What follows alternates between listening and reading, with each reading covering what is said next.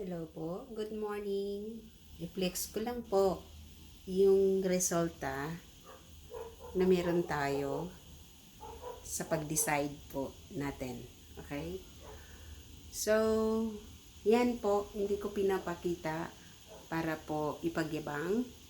Pero po, ipakita ko lang na kung kaya pala nila, kaya mo din gawin yung mga bagay na narating nila.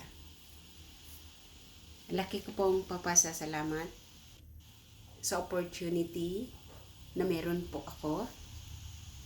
Lalo po sa ating pinakamamahal na presidente, Pres. Emmanuel Pascual, at Vice President po natin, Sir Gilly Diaz.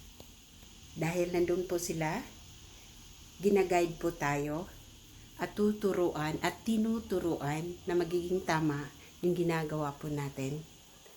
Always po, yung gratitude ko po sa aking mga uplines. Prize money, grabe, thank you very much po.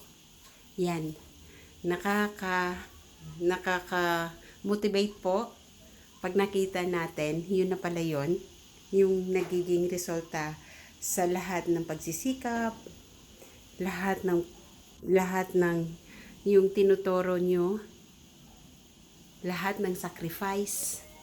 Yan po ang nagiging resulta natin. Grabe guys, sa mga nakakapanood sa video na to, hindi po ako nag-umpisa sa marunong kaagad. Hindi po tayo nag-umpisa na nagkaroon kaagad ng resulta.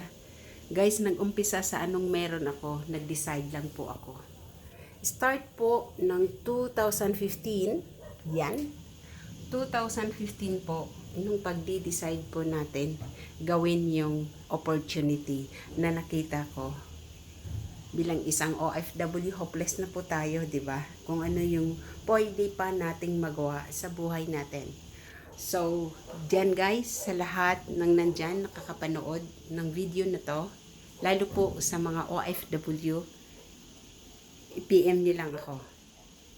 Kasi yung anong meron ako na pinanghawakan ko hanggang ngayon, ito lang po yung ginagawa ko. At ngayon, nandito na po ako sa Pilipinas. Going 4 years na po tayo dito sa Pilipinas. Wala pong ibang ginagawa. Ang negosyo lang po natin na since 2011 until now, growing fast po yung company. So, PM nyo lang po ako sa mga gusto at malaman kung paano po gawin. With that po, I'm Josephine Repeso. Thank you.